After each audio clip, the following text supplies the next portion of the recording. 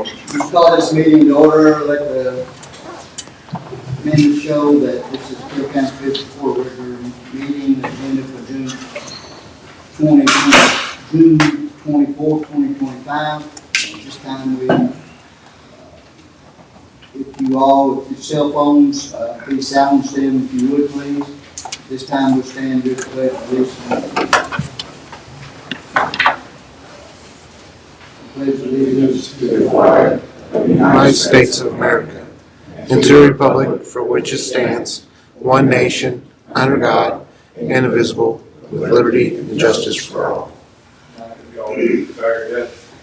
Our dear Heavenly Father, Lord, again, we're just so thankful for the freedoms we have in this country, Lord, that we can actually meet in public here. We can talk about the issues and the goings on of our community, Lord. And so we pray that you would grant us wisdom throughout these discussions and through the decisions that are made today. We're thankful for all the people that have attended as well, Lord.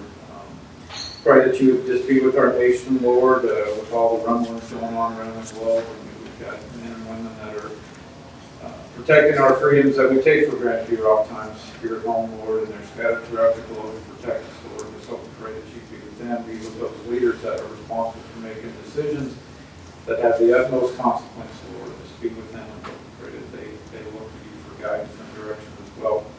Be with those that are close to home here that are protecting us with their law enforcement and emergency medical services and fire protection services and all those other, Lord, to keep us safe here in our bad days, Lord. And just grant us wisdom to be with those that are ill in our community, those that have lost loved ones, protect them, and thank you for all that you've done for us. These things we ask in Jesus Christ. Amen.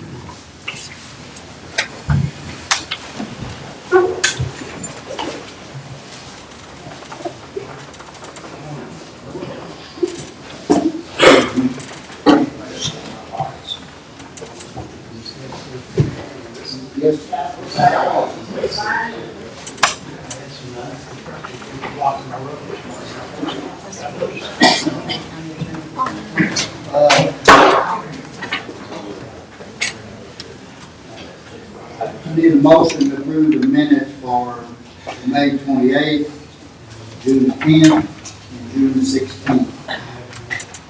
Motion by Clay. So, quick, 16th, did we see the minutes for the 16th? That was a special event.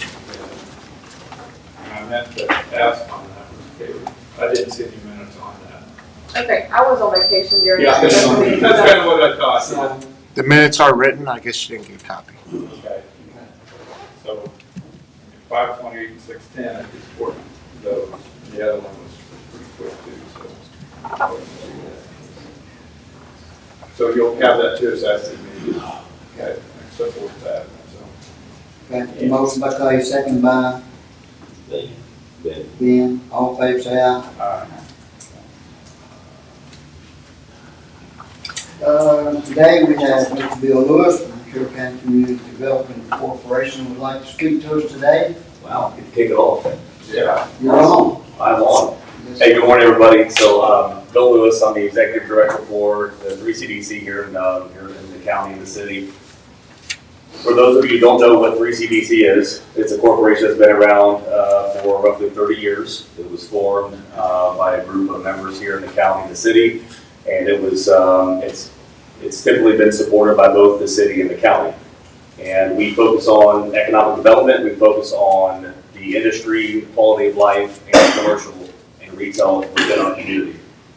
So I'm here today. I was asked May 14th to submit a budget request.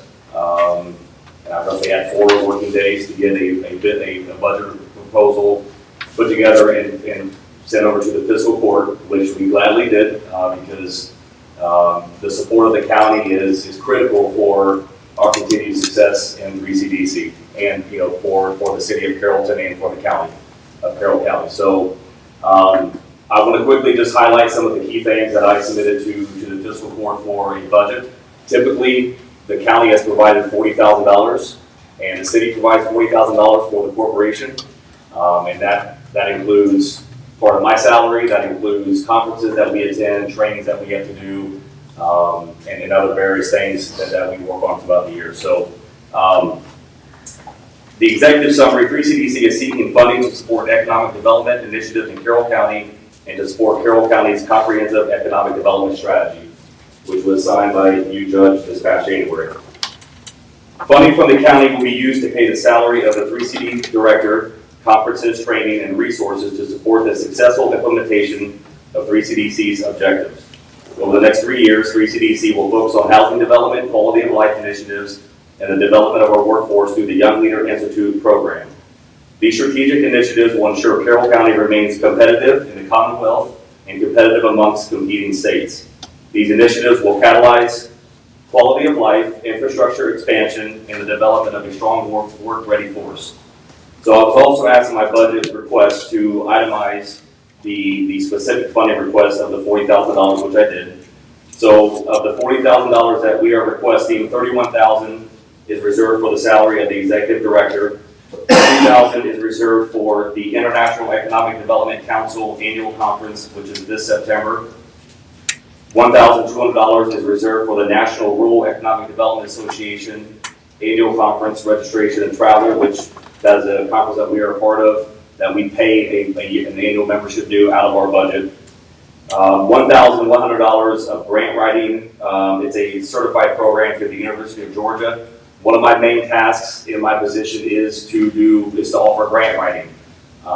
And one of the positive things about us being a corporation is that with us being a non-government entity, there are more things that we can go after in terms of funding requests that support both the county, the city. We also write grants for the schools. We support grants in our industry up 42. So this certified program through the University of Georgia is one that only positions me to be a stronger force for that grant writing.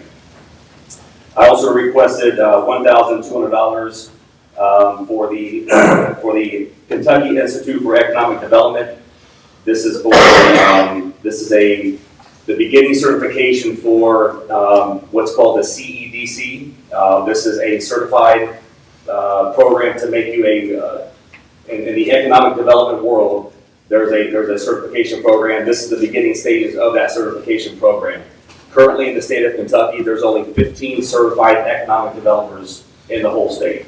And this program is the foundation of that program. It's about a 2-year program that you have to go through. At the very end of it, there's a 2-day testing period. The first day is testing where it's all written tests, and the second day is all interviews. And it's through the International Economic Development Association. So that program is happening. The beginning stages of that's happening this fall in Lexington.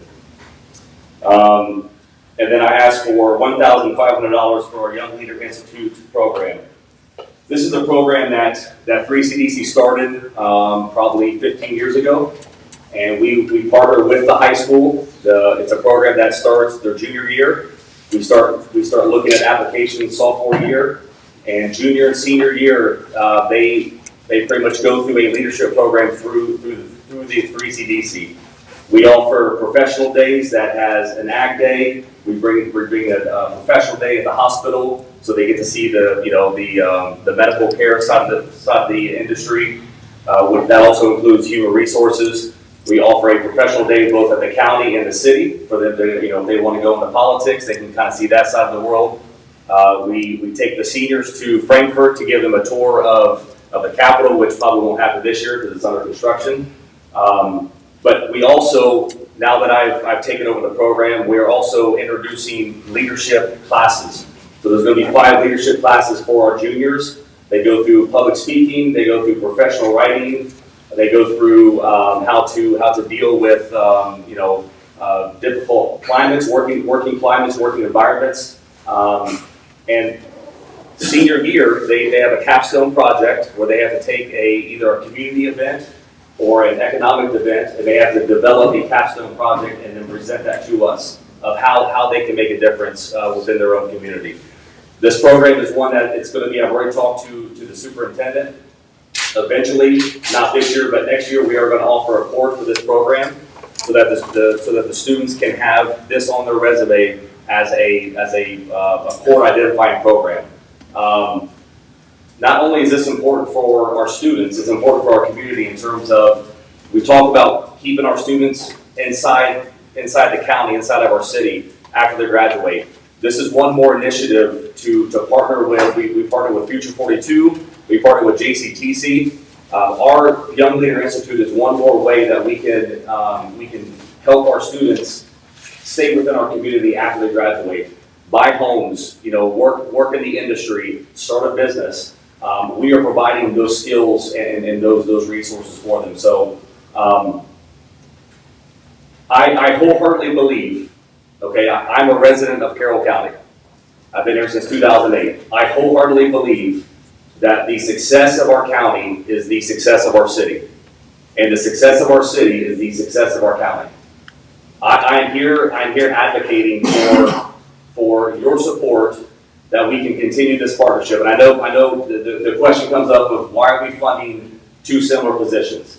That's a valid point, and I can't argue with that. But what I can say is that a training that we just went to 2 weeks ago it's called Retail Academy.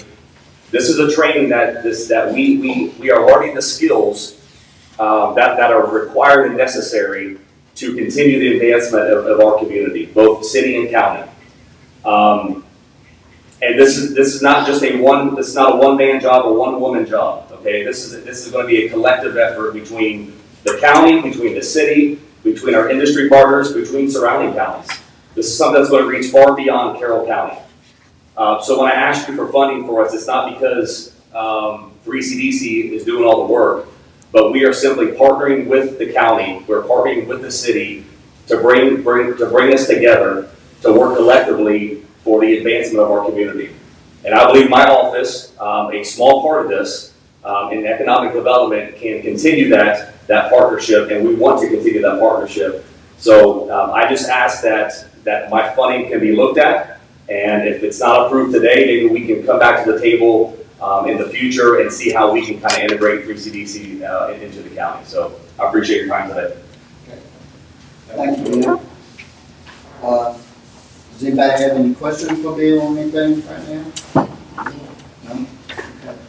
Okay.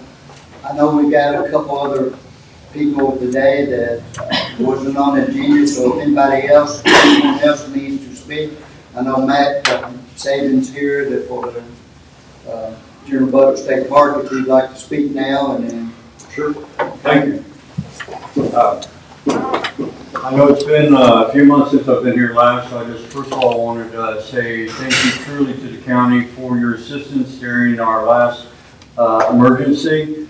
It was outstanding, the level of cooperation on so many different levels. I cannot express it. For our park system, we are still housing flood guests, both in our lodge, in our campground, and our cabins. I think at our max, we had taken care of over 250 adults and children, and about 100 dogs, cats, and a lizard. We were able to find the lizard. Everybody keeps asking me, the lizard is missing.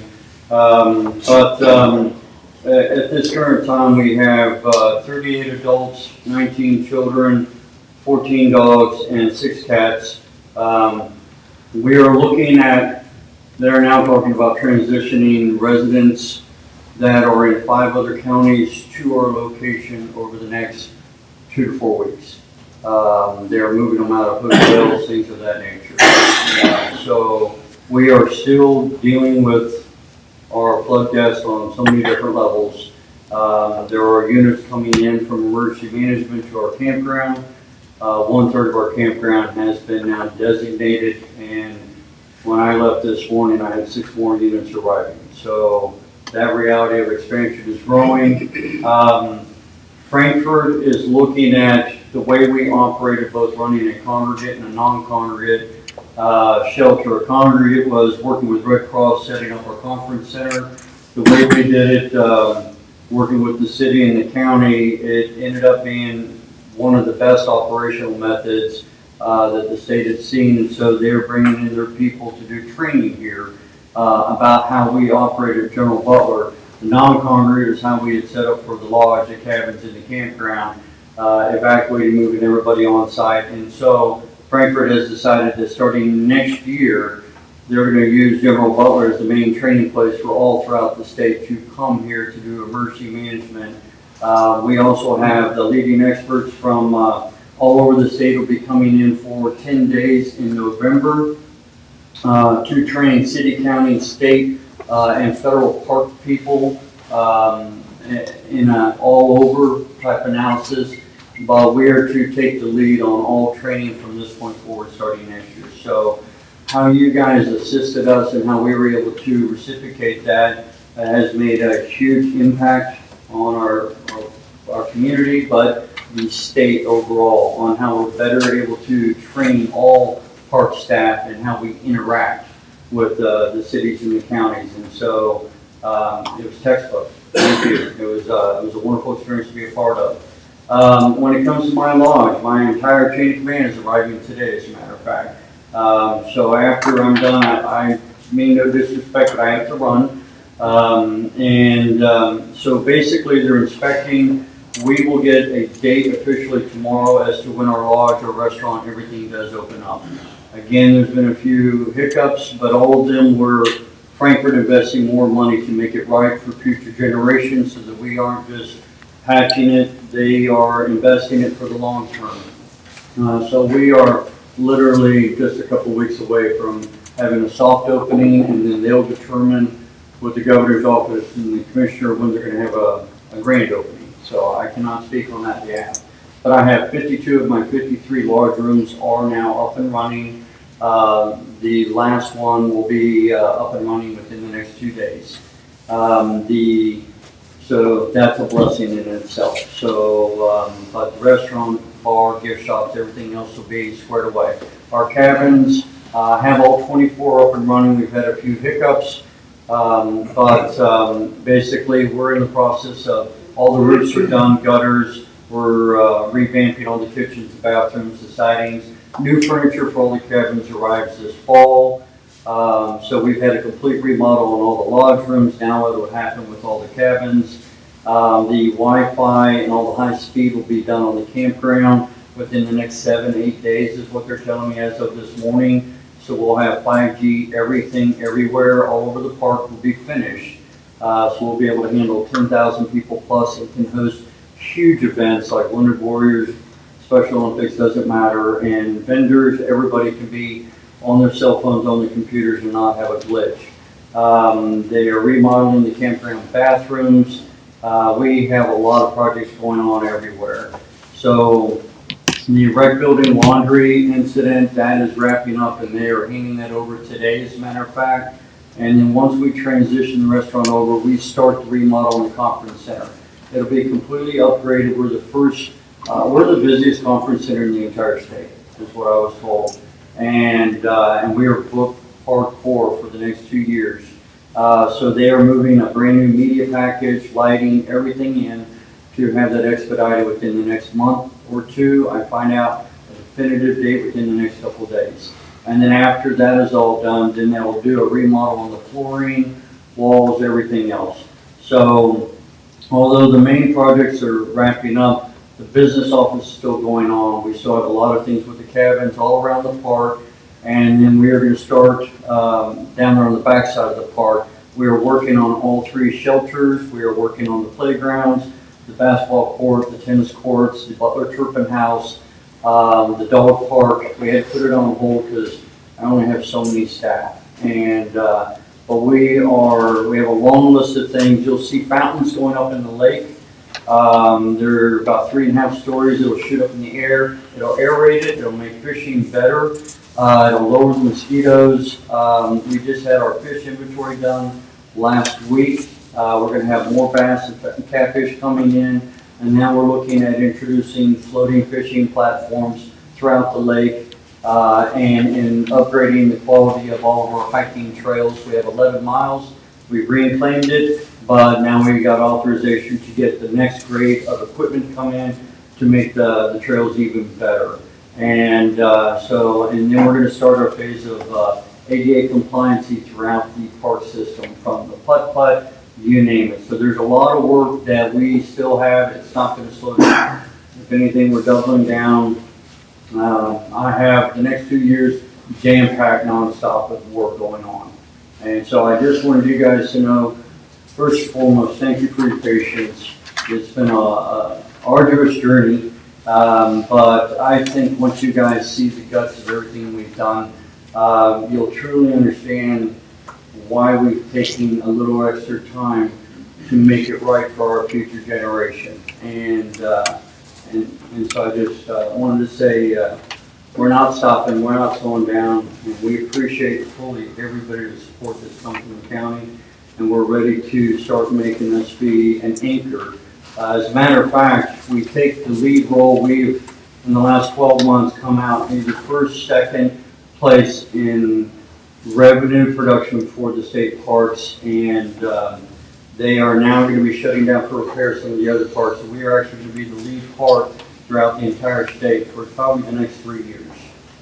So we will now get the bulk of the media, money, and attention, which will further help us economically on what we're going on and what is happening. So, but we've now been successful in getting agencies to come here, come back to our parks to do all their trainings and stay here, and that's further helped us expand in so many different ways. So I appreciate everybody. If there's any questions, please by all means mug me. Is there anything that I did not address? Any questions? I mean, just thanks, Matt. I mean, I've spent quite a bit of time with Matt working on the projects out there, and so appreciate your leadership and your enthusiasm. And I think back to, what was it, December of 22, when we had the kind of this event that I thought, a lot of community people thought General Butler was dead, wasn't going to come back, and then it is coming back with a vengeance, and it's so exciting, and just encourage people to get up there and take advantage of it. Yeah, so much appreciate everything you're doing. We just want to be clean, safe, and we want everybody to know that we are absolutely not closing down. Yep. We're the exact opposite. Yep. And we are going to take the lead across the state. And if you have an idea, let me know. We'll make it happen. Yes, sir. Is the state considering reopening the golf course?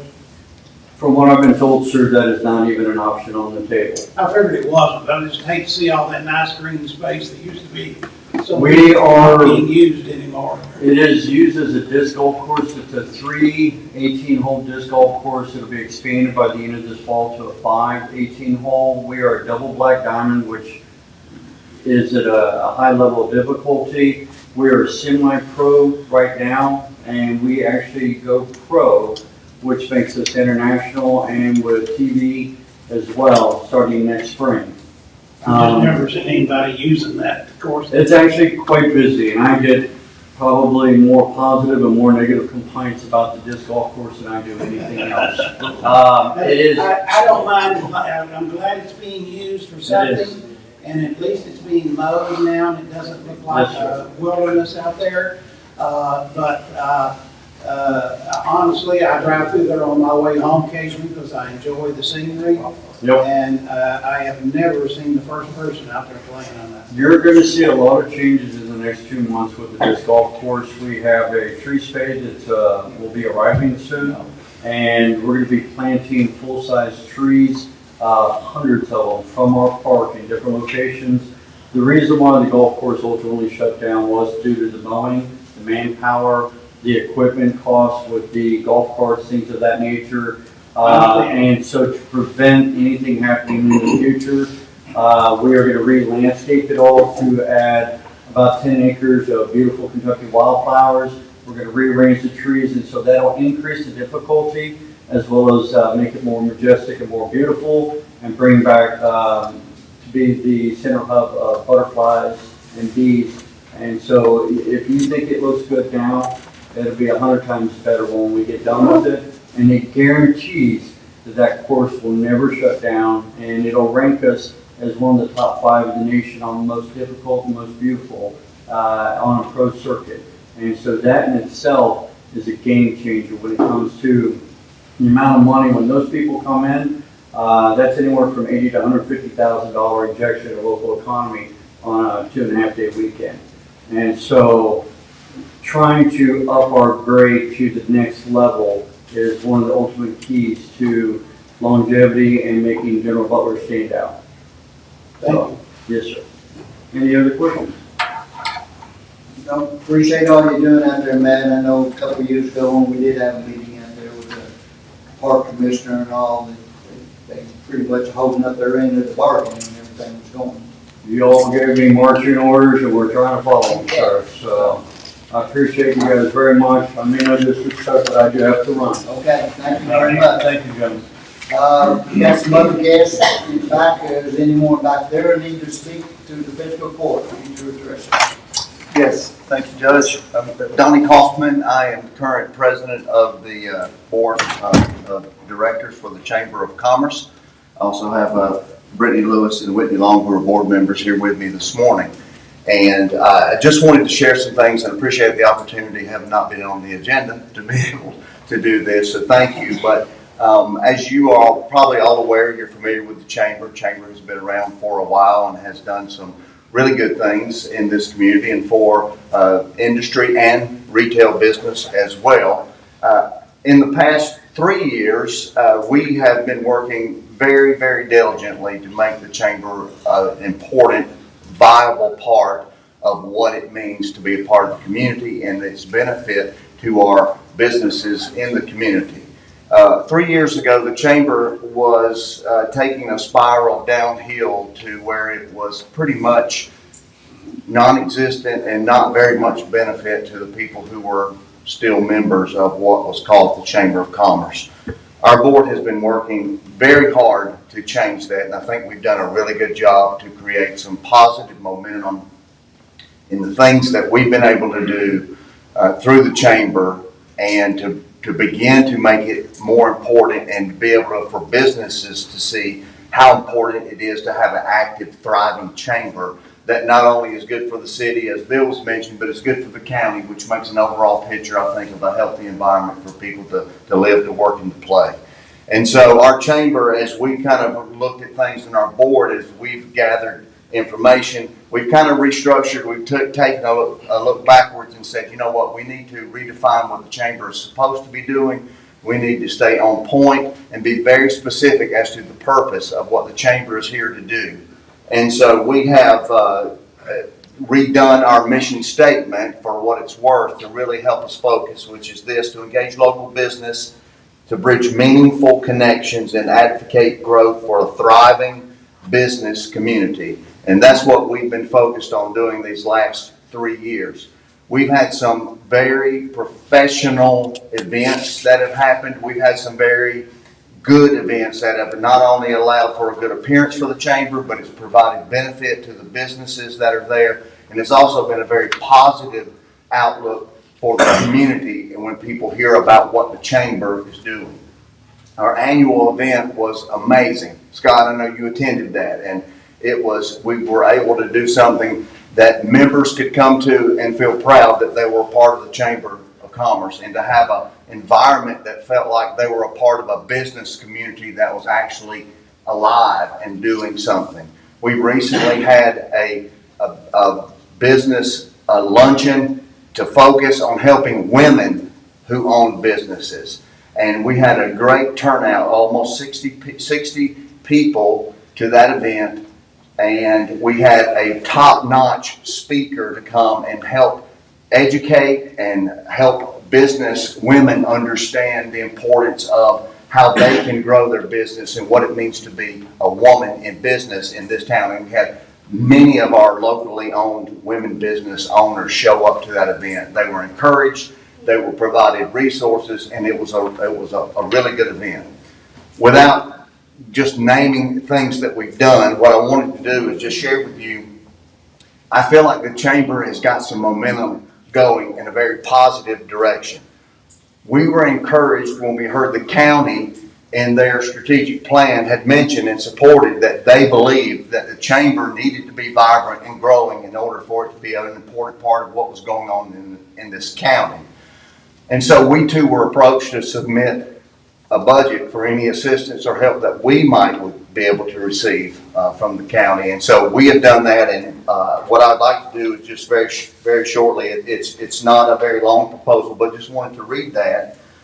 to make sure that you guys were able to hear what we were wanting to do and understand why we were asking for the support and any questions that you might would have of us.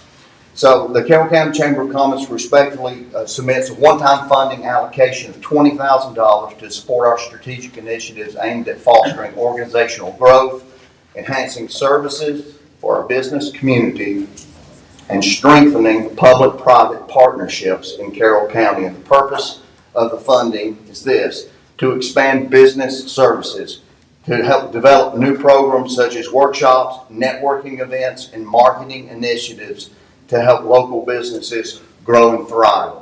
Networking is a word that's thrown out very loosely, and I've been to networking, quote, events where you go, you eat a donut, you drink a cup of coffee, and you leave, and you don't have any connections, you don't have any business, you don't know any more than you did other than you had a good cup of coffee and a donut.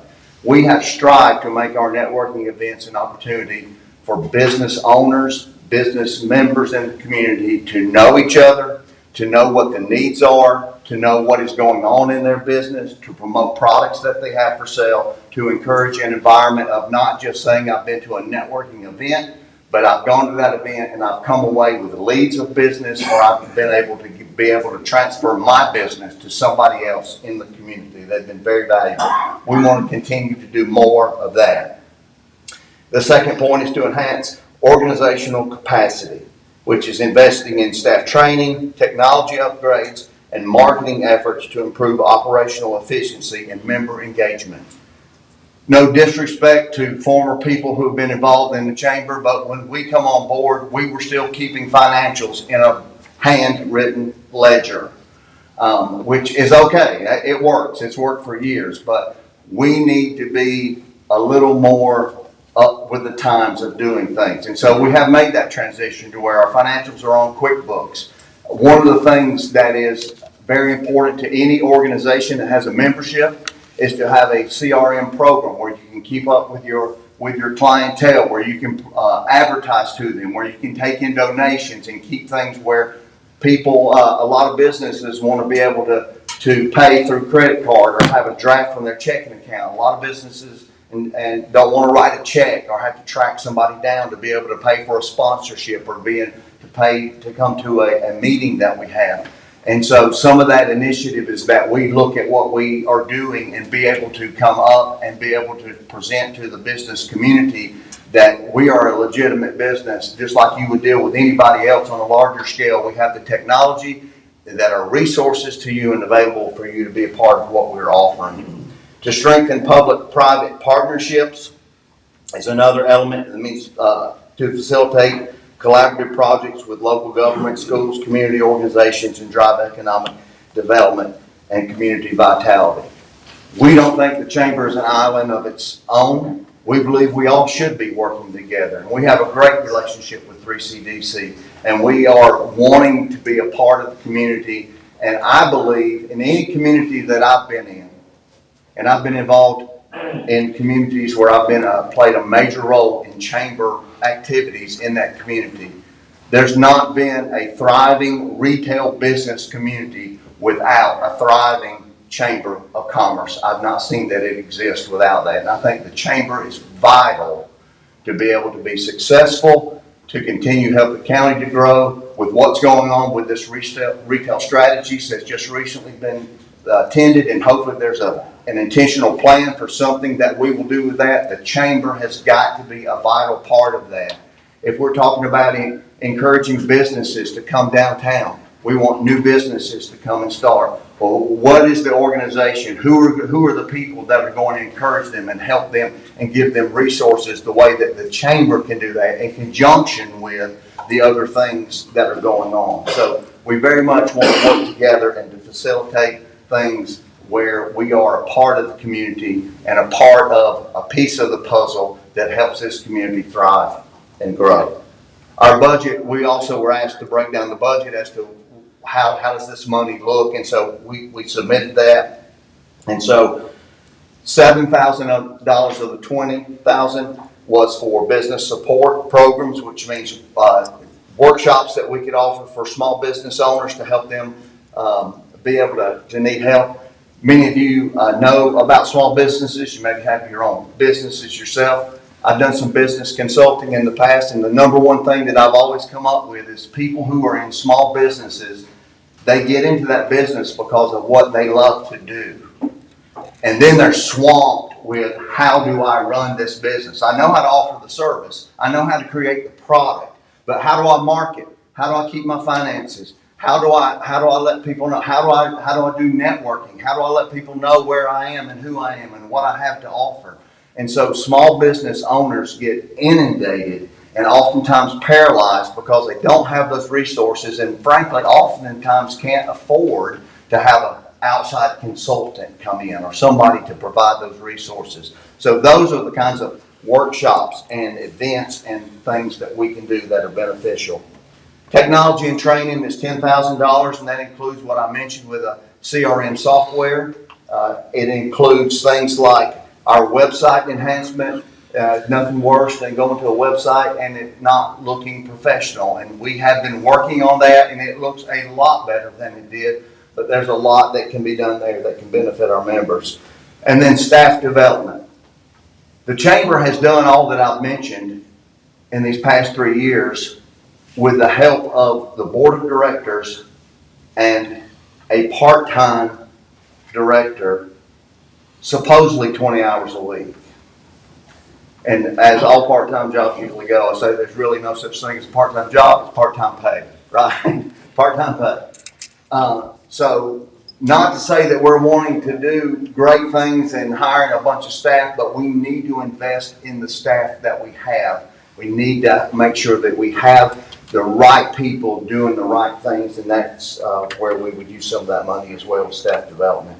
And then partnership and initiatives is the last $3,000 of that, helping us with community events, collaborative projects, and those type of things. As you're aware, the Chamber receives funds through membership dues and the events that we do as fundraisers. That's where the money comes from. And it's limited.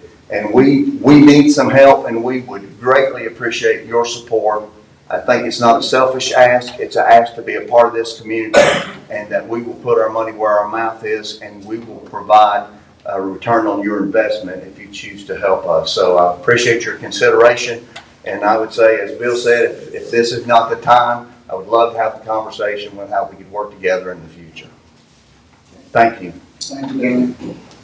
I'm just gonna make a quick comment here. I appreciate you gentlemen coming to talk about this. We had, and it is unfortunate budgeting, we're gonna approve the budget. But I'm gonna challenge these guys, because I was in the minority, 3-1, against compromise of doing any funding at all. You have a copy of the SEDS document there, Bill. Just like you talked about, it is in there, and we can't get behind it and make it move. There are so many activities, just like you said, just because we have Matt Lucing on staff here, there are so many activities, so many things that need to be done, and he can't do it on his own. Same thing, I absolutely agree. We've heard that at Retail Academy. Chamber of Commerce is important. It is. And I encourage you guys, because some folks weren't even aware a chamber existed. I don't know how you don't know that, but educate yourself on the people in this community that are trying to make us better. We all have got to get in the same canoe and row in the same direction, and we can't seem to do that. What you guys are asking is not out of this world insane. I mean, these are reasonable numbers. And again, the SEDS document, if we're not careful, that SED document is all we're going to do is lay on a shelf and collect this. And that's going to be a tragedy. So, it's my comment. I appreciate you guys coming and talking about what you're doing. What you're doing is important. And all the people that are working with you. So, thank you. Thank you. Anybody else? Okay. Moving on. Thank you again, Tom. Anybody else? Thank you. Okay. Okay, thank you.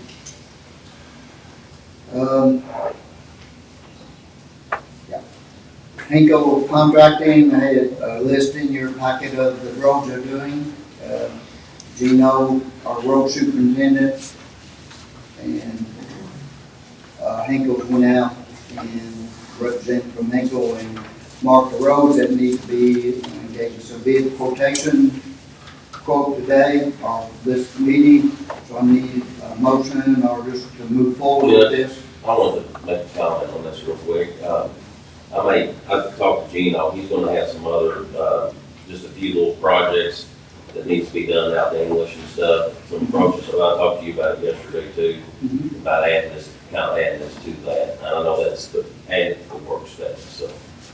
Well, we can maybe do those individually, but this is quite a bit of money just to go ahead and get it approved, so we can get on the list for Hinkles to go on and do this before they, Okay. because they're starting to make asphalt July, they're putting up their temporary service of machine now, or whatever they do with them making asphalt, so it is, starting July 1st, they will be making asphalt. So I'll make the motion to go ahead and pass. Well, I want to have some discussion here as well. Okay. So, Gino, I appreciate your time yesterday. We went through the list and didn't have any problem with District 4. We got the new roads going to be done. Floyd Drive, some repairs, and that doesn't include, we talked about there's a section that's got to be dug out, base failures, and if you think you're through to get that. 4 Mile, there's a little bit of work to be done there. And then Sharon Road, so we talked about that because that originally wasn't on the list. In a magisterial position, I guess I cannot support paving the entire section because basically a lot of it, it's 13 and 14 feet wide. We pave it, it's going to be 13 and 14 feet wide for 15 years till we pave it again. I don't think that's acceptable. What I would propose on this one is if we pick up from Purdue Road and pave out to 47. That whole section is already 15 and 16 feet wide. And there's a lot of places that do need paved on that. I mean, we've got grass going on the edges and so forth. We know we've got to repair that where it's sliding there just before you get 47. And then allow us to come back like we're trying to do on Stafford's Ridge to figure out how to widen our 13-foot roads. That's going to be, we talked to Dwayne yesterday. There is a path forward. We just got to figure it out. But again, if we pave these roads that are 13 feet wide, we're going to be living with them for years. And I think we can do better. In the budget, we are doubling down on road repairs. We've got $600,000 in asphalt. We've got $200,000 in some other repairs. And some of that includes Black Rock. I'm not interested in that.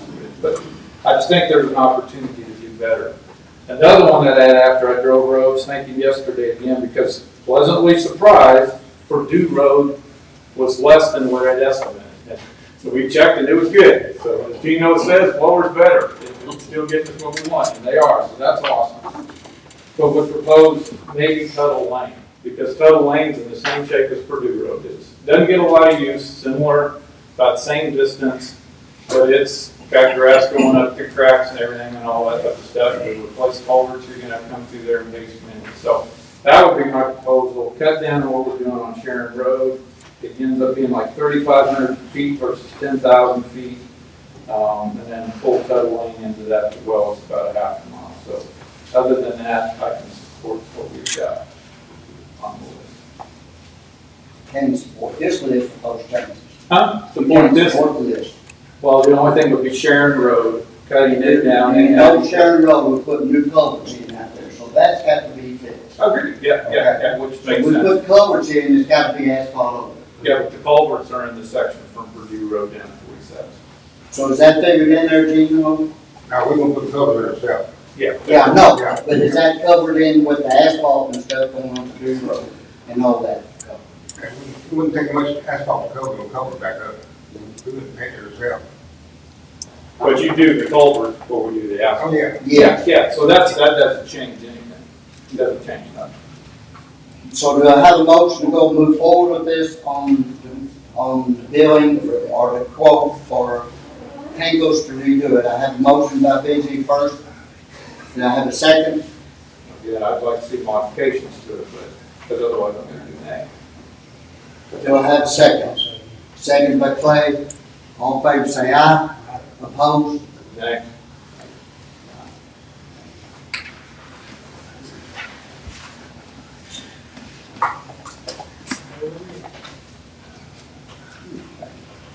Budget transfers. You have that in your packet. You need a motion to approve.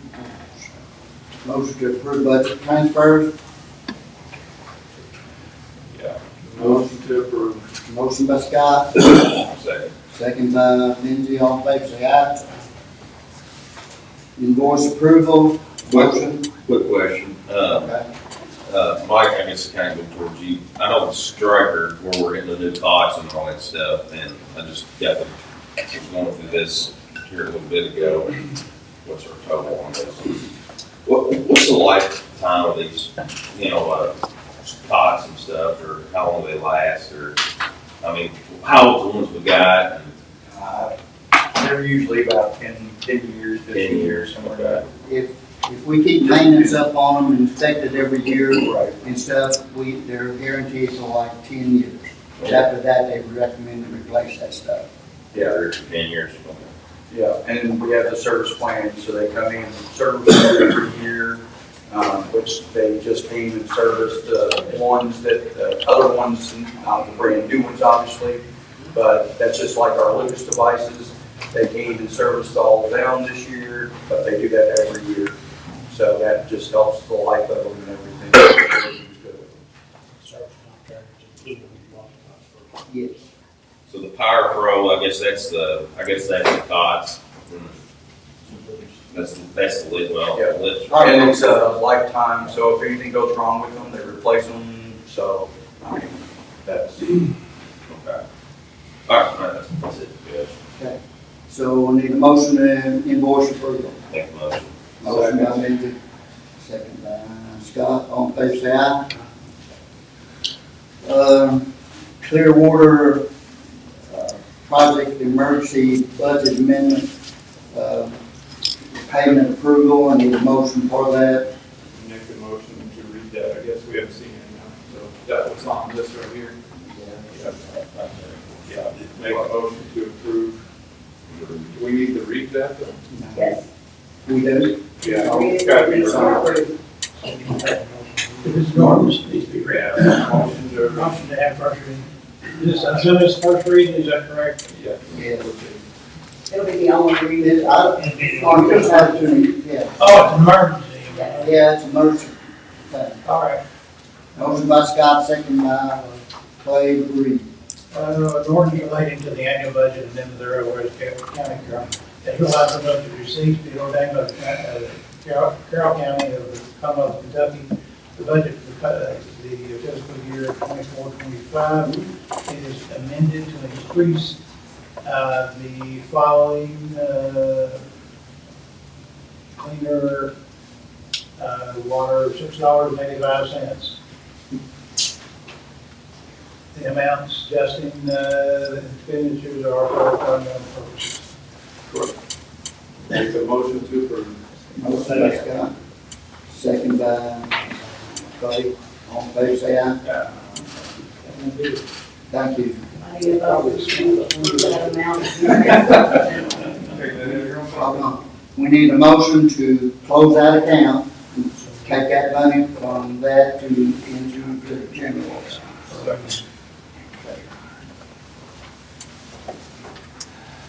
All in favor, say aye.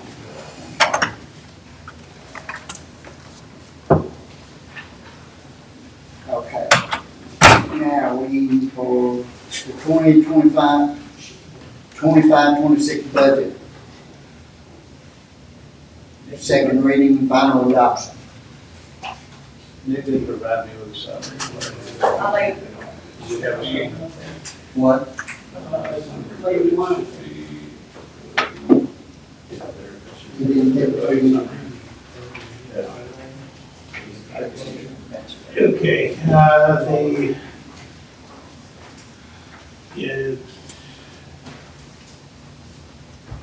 the budget for Carroll County Fiscal Court, 25-26. Second reading, the fiscal court proposed the budget for the fiscal year is scheduled, okay. I'm reading the advertisement here, pardon my scrolling around, yeah. Whereas the proposed budget for the tentative approval of the fiscal court and approval as to form and classification by the state and local officer on the following dates. Section, the dates are 5/27/25 and 6/5/2025. Section 1, the following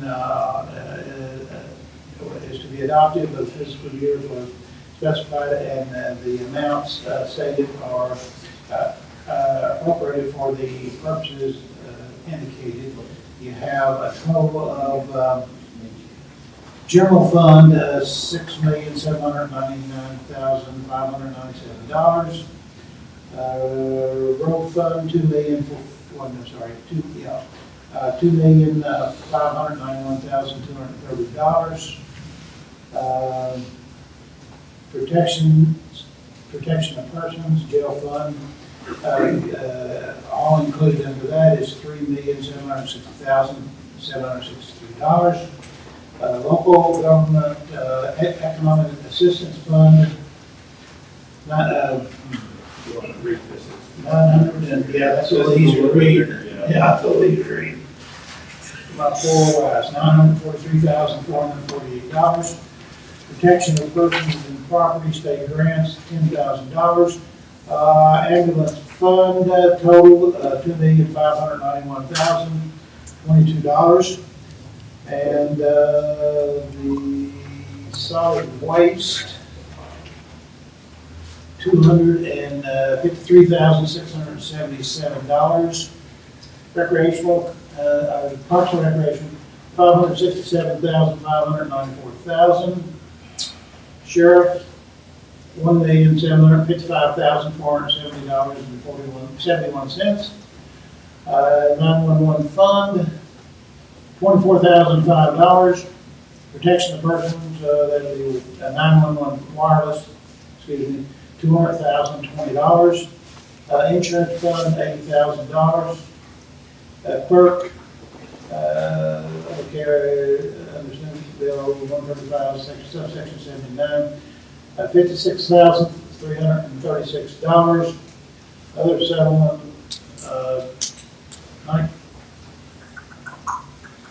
opioid settlement, $402,032. And for the total budget appropriation, $19,035,494.71. Now, is there an income statement? No, that's the amount estimated appropriation. Motion to approve second reading. Okay. Motion by Scott, second by Clay, all in favor, say aye. Thank you. Approval of the annual standing orders. That should be copying you. In your budget, motion by Scott, second by Clay, all in favor, say aye. Aye. All right, now, hopefully we're on the right.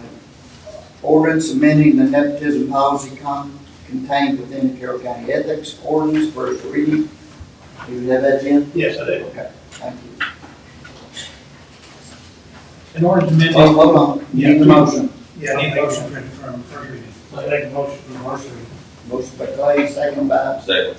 Lindsay, all in favor, say aye. Aye. Okay. In order to amend the nepotism policy contained within personnel policies of the Carroll County Fiscal Court, whereas it has been recommended that the nepotism policy, if I can say it, contained within the personnel policy for the Carroll County Fiscal Court be amended, whereas the Carroll County Fiscal Court has adopted that recommendation and desires to amend the nepotism policy contained within the personnel policy. Now therefore be ordained by the Carroll County Fiscal Court, Carroll County, Kentucky, that the personnel policies for the Carroll County Fiscal Court shall be amended as follows. So I'll just read this entire, the section that is being amended. In Chapter 6, nepotism, Section 1, employment of relatives. Employment of relatives will not be prohibited, but is discouraged. In the event a relative of a county officer or employee is employed by the county, neither the related parties shall be employed in a supervisory role in which they may have either direct or indirect effect on the other party's progress, performance, compensation, or assignment of different, or welfare as an employee of the county. If the same can be avoided by assignment of a different supervisor, in no event shall an employee receive special privileges, advantages, or considerations by virtue of his or her relation to another county employee or officer.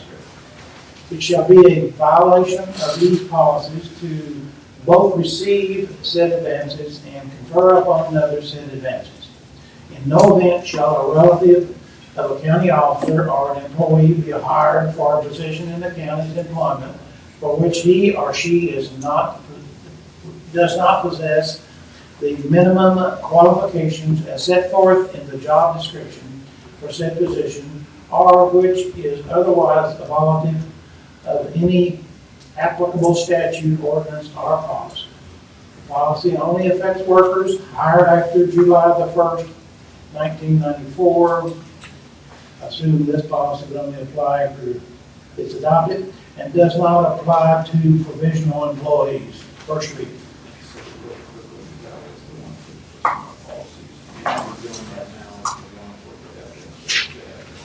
I'm sorry, I misread. Yeah, so there's three of them, and they're all similar. Yeah. So, Here's the other one. yeah. Well, why didn't you stop me? Well, you had already started, you know. Well, can we get to that? Can we just say, Yes, I read that. Yes, Okay. yeah. So this is So the other one. Which one do we have? the ethics. Should be this in our ordinance, Carroll County Fiscal Court amending the ethics ordinance of Carroll County. That's one I'm Okay, Okay. this one won't take very long. Well, we actually made a motion. to Yeah. read it. Yeah, you've already made the motion to read that, so when we come back, then you make a motion to read the other one, or whenever the time comes. Pardon my, pardon my failure to understand you. An ordinance of the Carroll County Fiscal Court amending the ethics ordinance of Carroll County. The Carroll County Fiscal Court has adopted an ordinance that amends ordinance number 94-16, the ethics ordinance of Carroll County. More particularly, said ordinance amends the nepotism policy contained within the ethics ordinance. The full text of the ordinance is on file in the office of the Carroll County Clerk's office where it may be inspected. First reading, obviously the entire ordinance is available as it says in the judge's ordinance. Office. Make a motion to accept Accept the first reading for the ethics. Motion by Scott, second by Clay. All in favor, say aye. All right. Which is next?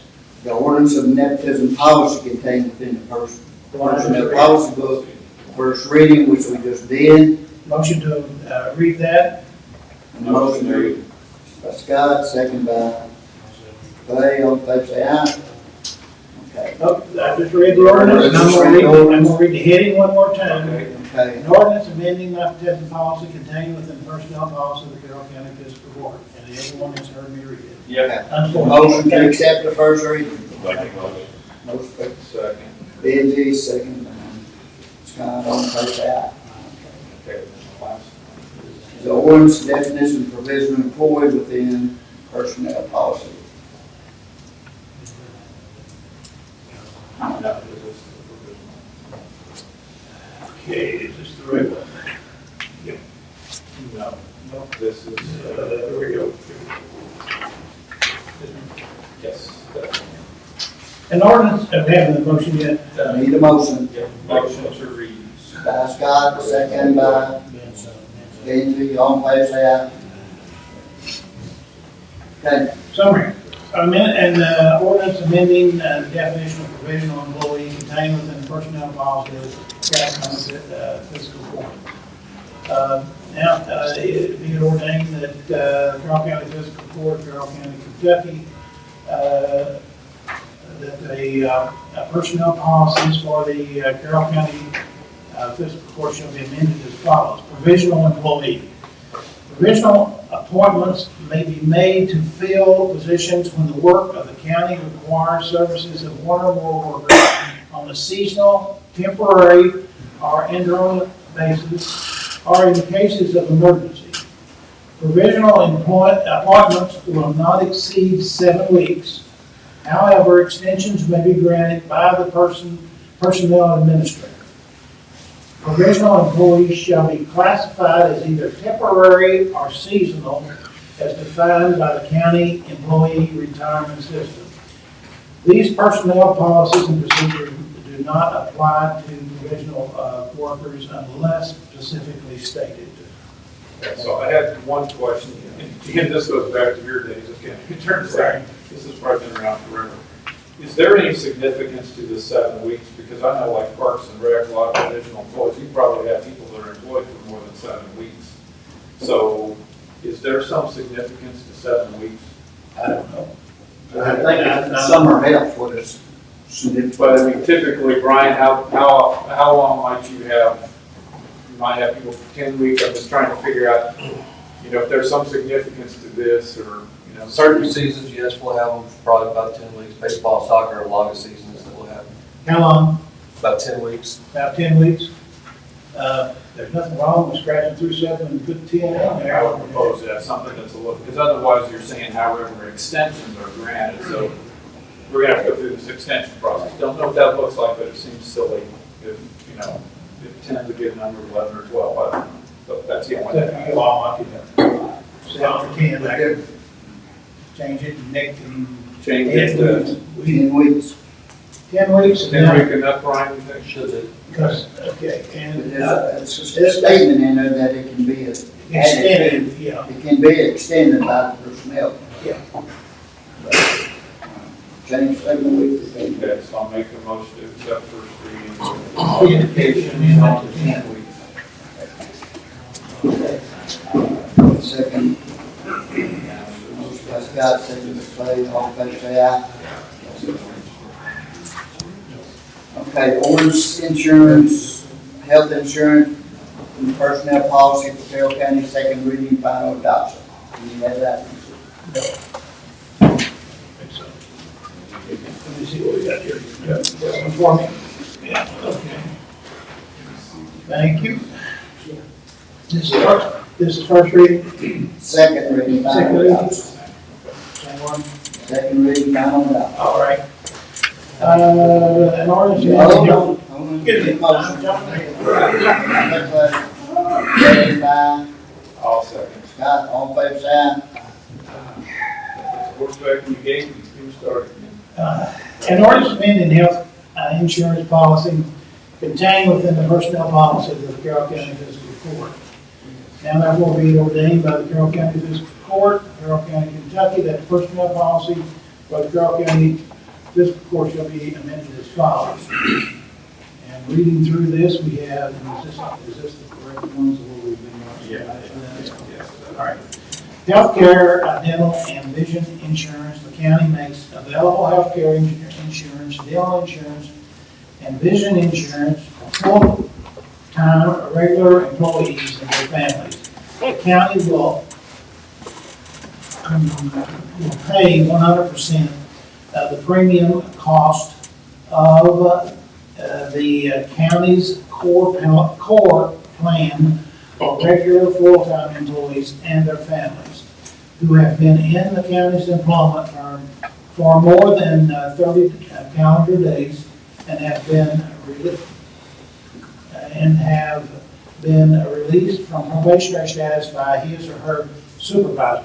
Employees shall pay a portion of the premium cost in the following amounts if they elect to enroll in the county buy-in plan. Family plan, $75, employee plus spouse, $50, employee plus children, $40, individual, $25. All employees electing the buy-in plan shall begin contributing to the cost of said premium on the first day of his or her employment by payroll deduction. All existing employees, as of the effective date of this ordinance, shall begin contributing on July the 1st, 2025 by payroll deduction. Inasmuch as healthcare insurance premiums are paid in advance by the county, the Carroll County Fiscal Court shall pay the first 10 months of employee premium contributions for existing employees as of the effective date of what? Okay. Of this ordinance, for all employees hired after July the 1st, 2025, the Carroll County Fiscal Court shall pay for the first 1 month of employee premium contribution. And an employee entitled to insurance, whose spouse is insured, coverage available to him or her through his or her employment shall be responsible for the additional cost of insuring and said spouse through the county's employer provided plan. Every employee that elects spousal or family coverage shall be required to execute an affidavit of stating whether his or her spouse has coverage available to him or her through his or her employer. If an employee is not honest on said affidavit, he or she shall be responsible for reimbursing the county for said any premiums wrongfully paid by the county and shall be subject to discipline and or dismissal from his or her employment with the county.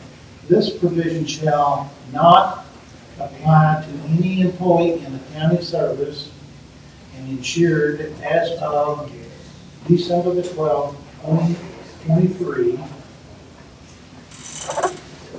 And that is the last change. Down to the end, that is it, Judge. Okay. Our second reading, final adoption. All in favor say aye. Motion to adopt. All in favor say aye. Next ordinance reading is the second reading, final adoption of the Copy on this because all I have is my chicken scratch on it, so I don't know what of the street legal special purpose vehicles, second reading and final adoption. Need a motion. Motion by Clay. Second by Ben. All in favor say aye. Aye. Okay, summary reading. An ordinance of the Carroll County Fiscal Court relating to street legal special purpose vehicles. Whereas Kentucky 2025 Kentucky Acts became law on March the 26th, 2025, and allows for operation of street legal special purpose vehicles on certain highways within the Commonwealth of Kentucky, if allowed by ordinance of the local government within whose jurisdictional boundaries the highway is located. And whereas KRS 198.515 subsection 7C allows the county government to designate public highways, segments of public highways, and adjoining right-of-ways of public highways under its jurisdiction where all terrain vehicles may be operated, and whereas the act became effective on June the 27th, 2025, and KRS 189.515 and this ordinance. Now therefore this ordinance is in effect, and there's a full copy that you can read from the judge's office. Okay. Need a motion to adopt, second reading and adoption. Second. Motion by Scott, second by Ben. All in favor say aye. Okay. Moving on. Department head report.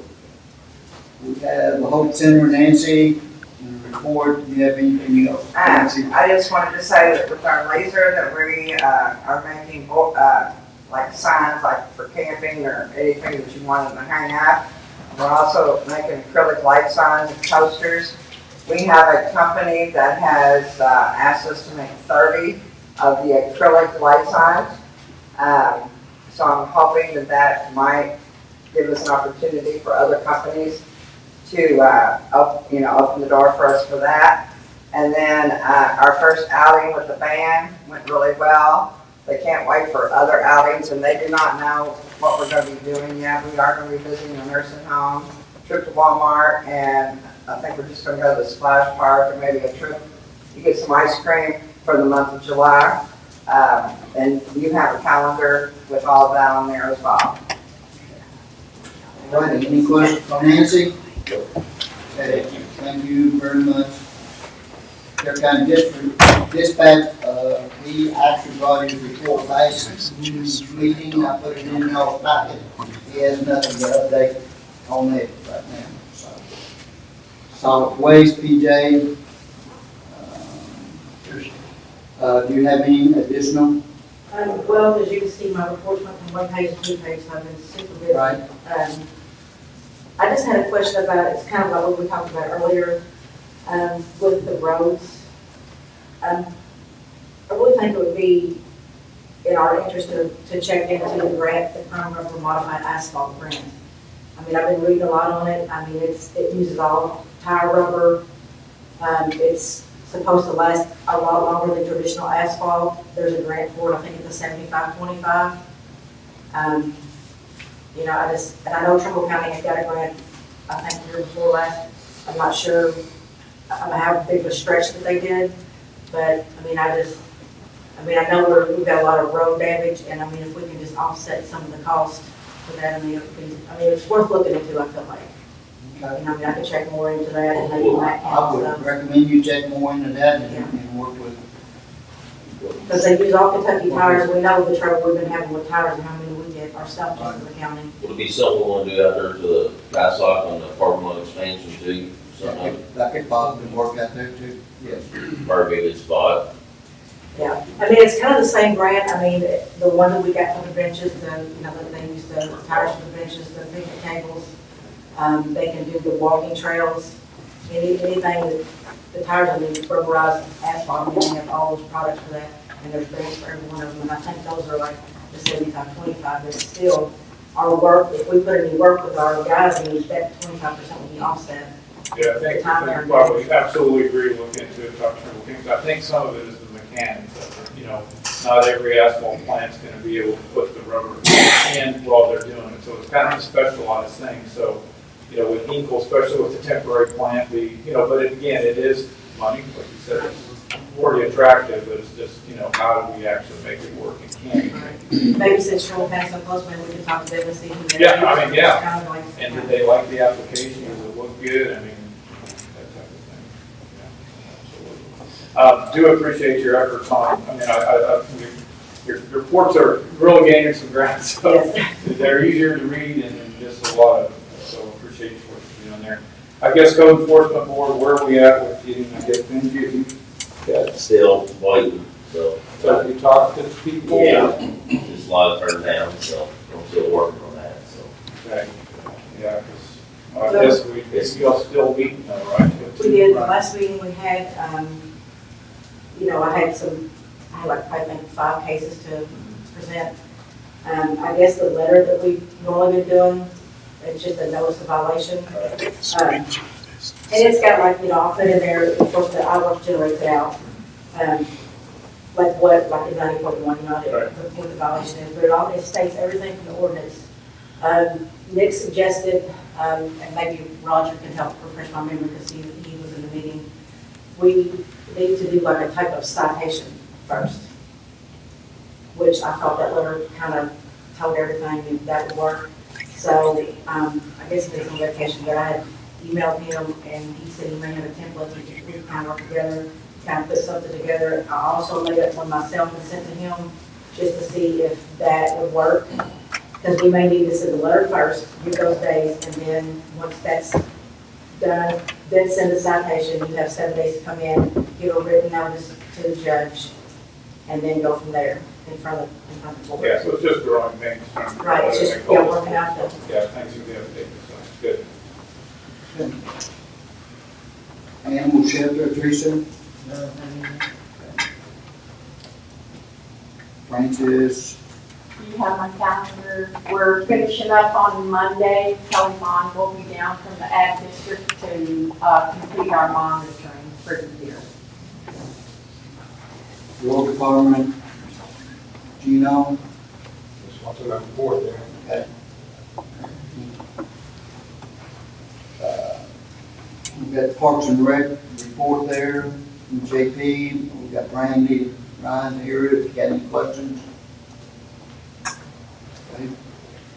EMS Director Mike, you got his report. Did you, any comments on that, one paper that I gave you, the, call-in policy or anything? We got a call-in policy, then I'll let you all review that Mike has worked up, that I'm with the masters to review it, how we're gonna operate with them, with their policy. Also in there, we have, a thing that we did on the hyper reach. I have that copy there. Y'all might have a copy in there. I don't remember if we did that or not. And the other thing was that we, with the weather being, the heat index being above 90 degrees stuff, and authorized that the EMS people can, wear T-shirts that says it represents Carroll County Ambulance Service, nothing other than our kind of personal, our uniform color. So anyway, so that's a couple of things we've done. This is here to look at it if you would like to look at it. So that's all I have. Director of Government, Matt's not here. Jailer, you have a report that you, other than what you gave me? Anything else? No, well, maybe. I sent you guys what we had. One of the biggest questions I had was on our walk-in where we didn't have anybody put a sealed bid in. What is our next step with that? Well, I think the thing after that, if the bid time is run out, Yeah. then the next thing, if I'm not mistaken, then we can pick the lowest quote that you've got. Okay. And go move forward with it. Am I right? So you want to explain to Jimmy? So we started the bid process on our walk-in cooler, new walk-in cooler freezer combo. Yeah. Nobody put in an official seal bid. But we had some official quotes before non-sealed, of course, we have people go out and look. So we had 0 sealed bids. So do we have to open that up again, or can we? You can, if you have offered or quotes, you can discuss those with the lowest quote, Okay. lowest qualified quote, and then get with the judge and see if the county wants to go that route. Okay. Okay, right, but if it's 0 bids, I mean, you're wasting your time rebidding it and wasting money. Okay. Well, then I'll get with you, and I've actually got those out the car. We just gotta make sure that the lowest quote meets the specification that Right. you put in. Right, that ultimate specification. So my next thing is, then I guess we need to do this really quickly so that way we don't have to transfer the budget we'd set aside this year for that. Go ahead and get that situated so we don't have to move it into our next budget. That's a heavy question, but that's sure that's Okay, if that's where we can go, I'm confident we can get that done then. right. But do you really want to pay for something before the job's done? Because you give them money. No. Yeah, well, yeah, you're right, they're not gonna be able to get the equipment in before the end of the year. I can get the contract worked out and done before that, but yeah, they won't have the equipment in. Now, it's only gonna take them like 4 days to have it. They give us a week, but they said realistically probably be done in 4 days, so, we may end up, I guess, having to, transfer that money over then, which I was hoping not to have to do. Jeffy, you wanna answer that? If he can't get it in here by the 30th, he's in the next budget. Yeah. Okay. If we can't go, Okay. you got it. Okay, and then on the efficiency study that was done. I missed the last meeting, I was going to attend, I was in training though. Did we go ahead and get something accomplished with them, as far as a group that's gonna come in and do some stuff? No, we haven't. Okay. That's something we need to talk about. Okay, I was just curious.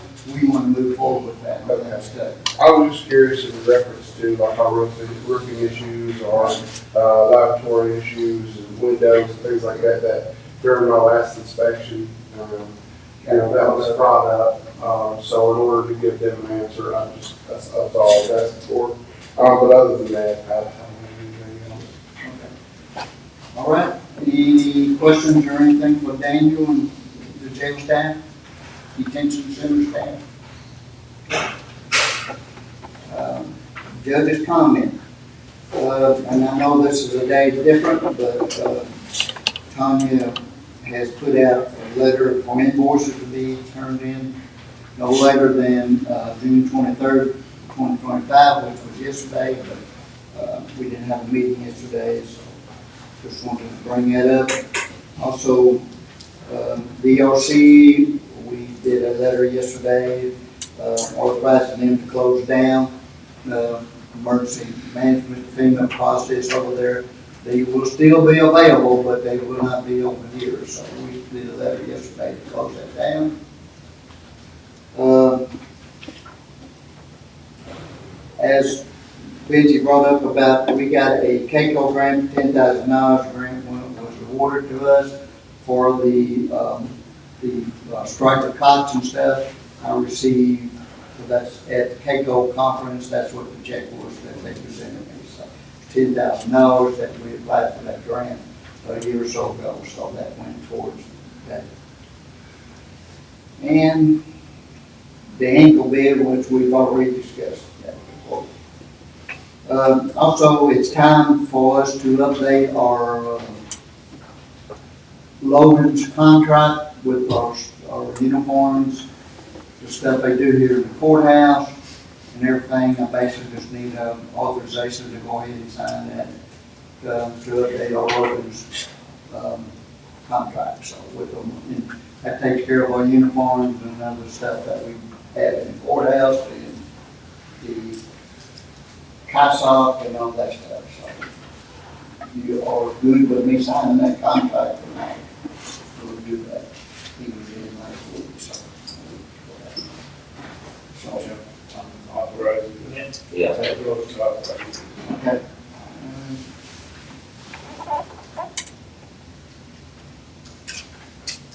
Okay. All in favor say aye on that.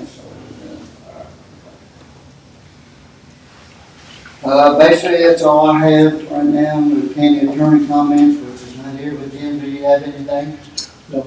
Okay, I just want to say thank you for taking care of these ordinances and stuff. I know it's kind of confusing today. Hey, but Nick's gonna have to quit changing his vacation. Yeah, he is gonna have to do that because I'm awful rusty at this. Yeah, I understand. Yeah. But thank you for, Doing it for 25 years was, I thought I was through with it, but. well, we appreciate you taking.